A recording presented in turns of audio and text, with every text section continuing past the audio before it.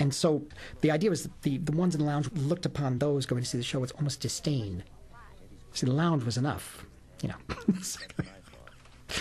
You know, and so for Henry, talk about disdain, for Henry to be able to go in not only through the lounge, forget the lounge, he's not even talking about the lounge, he went through the very guts of the building and to come out there, and he was the one that they were bringing the table out for. And I'm telling you, you know, some nights there was no dance floor to dance on because the tables were so piled up in front of each other. And there was a tricky thing, apparently, you know, if you put certain guys from one crew or from one gang in front of the others, it's a problem. So you have to do it in such a way, and it was a very big negotiation. So the reason why that scene had to be done in one take, through the underground labyrinth of this world, and then to emerge in the spotlight like a king, you know, king and queen. This was the highest he could aspire to, and he hit it at a very young age. And people sending him over drinks, Mr. Tony and a number of others. It's not doing so badly, not shabby at all. And it was very impressive to the young lady. So, and he also, she asked him, "What do you work in?" He said, "I work in construction." He's a union delegate. It makes total sense, and you know, but he'll never get beyond that. And it's pretty early in the film. Thelma Schoonmaker.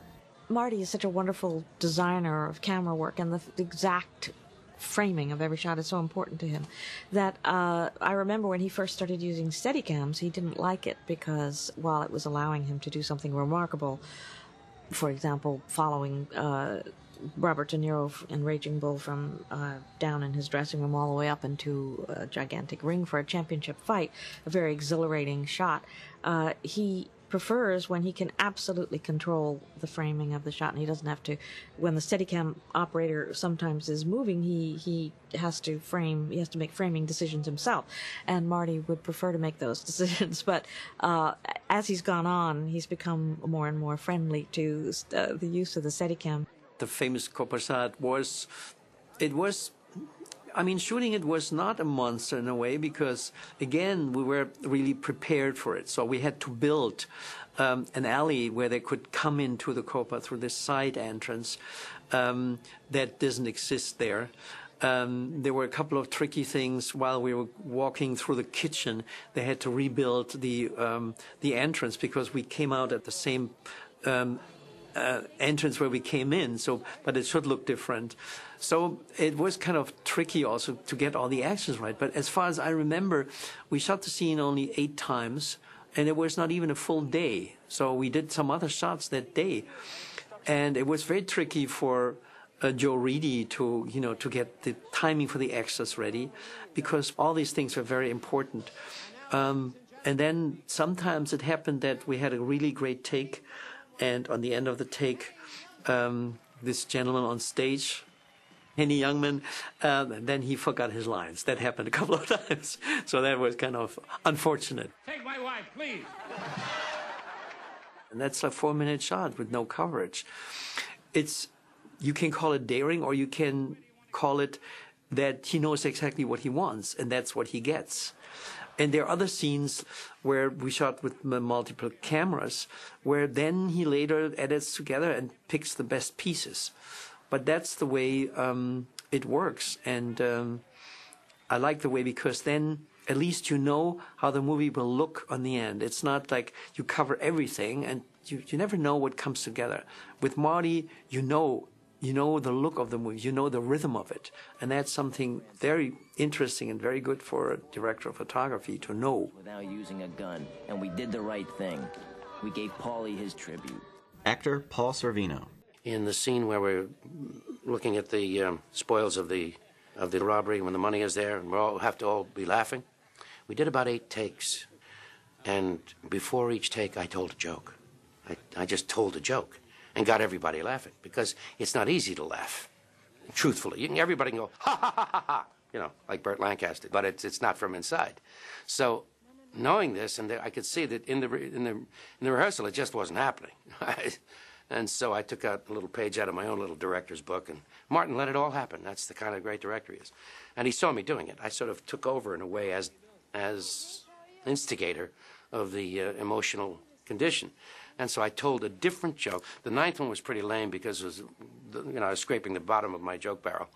But the others all made everybody laugh. When I think about it, I laugh. And if you look at it, that's really hilarity. None of that is feigned. They're really reacting to jokes that I've just told before he said action. Roses are red, my love. The violets are blue. Actor Ray Liotta. I'd heard about the book. I'd heard they were going to make the movie, changed agencies, and it was always on my radar that not even to play him, just to work with Scorsese. I wasn't thinking in terms of maybe how I do now. And when I moved to the agency, I told them that I really liked this book. If Marty was going to make it, or someone, I would like to be a part of it. And Marty, I guess, might have been thinking the same thing from what I heard. I heard that Robert De Niro mentioned me after Something Wild, and I met Marty. And then, like 8 months later, I would meet him every now and then, but it was a long, long process. It was horrible. But it was I think I was one of the first people he met, and then maybe 8 or 9 months later, I finally landed it. Because at that time, like I said, I'd only done 3 movies. One was popular. The other 2 I thought were good movies, but weren't exactly lighting the box office on fire. But I think they really tested and saw everybody. It was extremely nerve-wracking. Producer Irwin Winkler. Well, Marty always wanted Ray Liotta for the Henry Hill part, and frankly, I was always against it. And Marty kept saying, "That's the guy I want. That's the guy I want." And I kept putting it off and hesitating and say, "Oh, let's really look around and see if there's somebody else that we could get."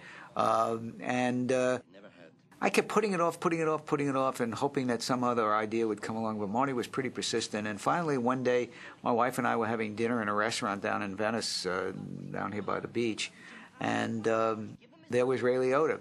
And I was minding my own business, and he got up from his table, walked over to me, and he introduced himself and said, "I know that you really don't feel I'm right for the role, but I really like to talk to you a few minutes." And he really convinced me in that one meeting. I gave him a lot of guts. I gave him a lot of points for having the guts to come over to me.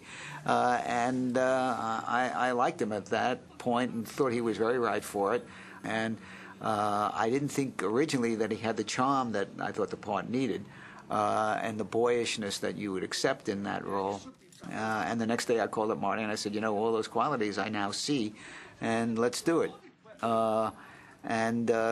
all wanted Joe from the very beginning, and we were very lucky to get the Bob, who we didn't think would want to do that character because he's not the most...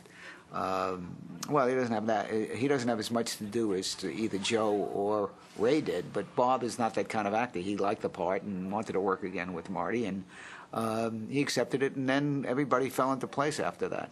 Writer Nicholas Pileggi. De Niro, I knew him actually about 20 years before we had made that movie.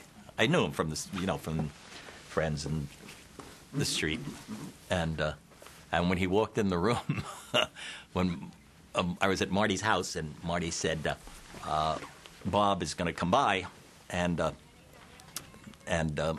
he's going to be in the movie." I said, "Oh, that's great. I haven't seen him in a long time. I didn't know if he would remember me." And he did. He walked in the apartment, and he sees me. He looks at me and says, "You remember me?" I said, "Yeah, I remember you." And he came over and gave me a hug, and he said, I said he turned to Marty. He says, "Yeah, I knew this guy. 20 years ago, I was talking to him about doing something. I mentioned him to you." And Marty said, "Well, better late than never."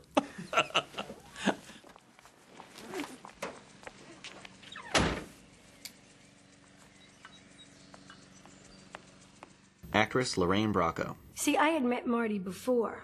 I had auditioned for After Hours. And Marty has been the only director that has ever called me to say, "Lorraine, I'm really sorry that I'm not going to give you this part, but I want you to know that I think you're extremely talented, and I know we'll work together one day." So it was a big blow, but getting that encouragement from Marty was very, very thrilling and very encouraging. So I went back and I kept studying, and he pulled through in a really big way. I know there are women like my best friends who would have gotten out of there the minute their boyfriend gave them a gun to hide. But I didn't. I gotta admit the truth. It turned me on.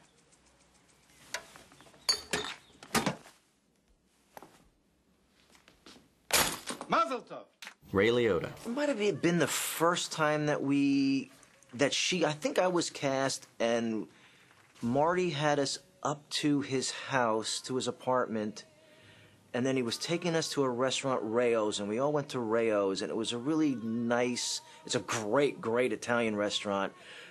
We had our dinner, and then there were a bunch of wise guys, if you will, who once we finished, once we were onto our coffee, they kind of knew that Marty was going to be there, and they all started sitting around telling stories about a guy that they knew, when they were talking about themselves, and it was a really loose, we really got a feel of this world, and or at least a little taste of it, because I didn't know anything about it, and I don't know if Lorraine did, but we had such a great fun time that night that I think just right from the beginning, we were both sitting there with Martin Scorsese, and then here's these real guys around us, and we were kind of like, the new kids on the block. Nephews. And almost all of them were named Peter or Paul. Peter, this is my brother's second cousin.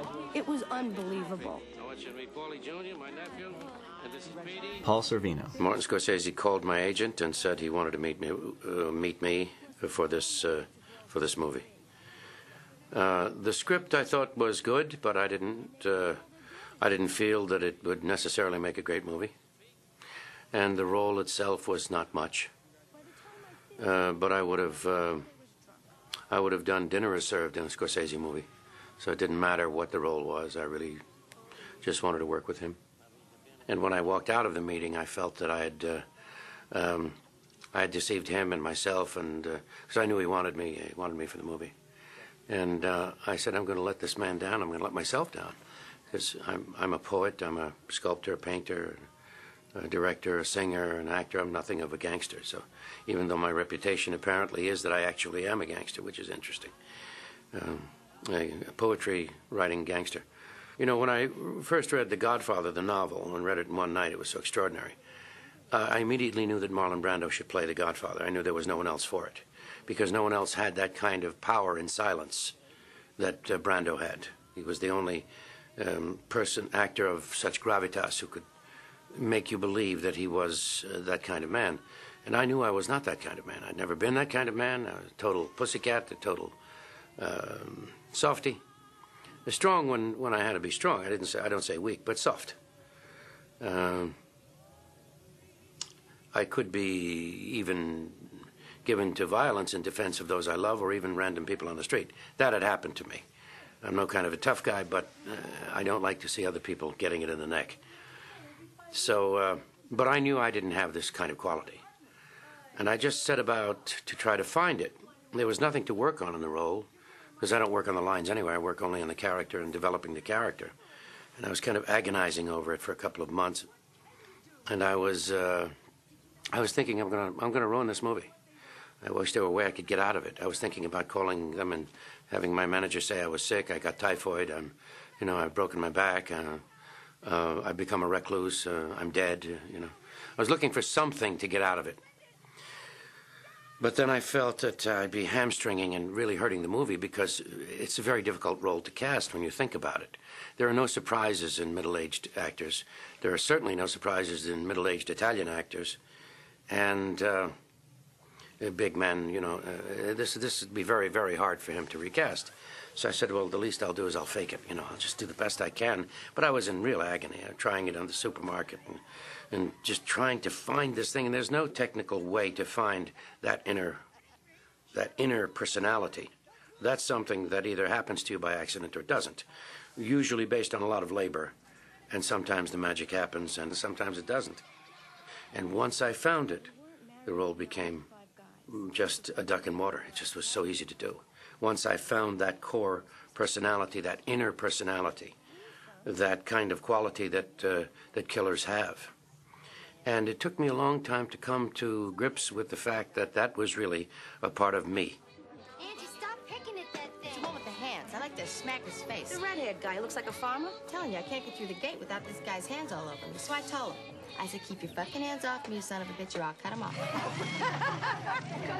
She means...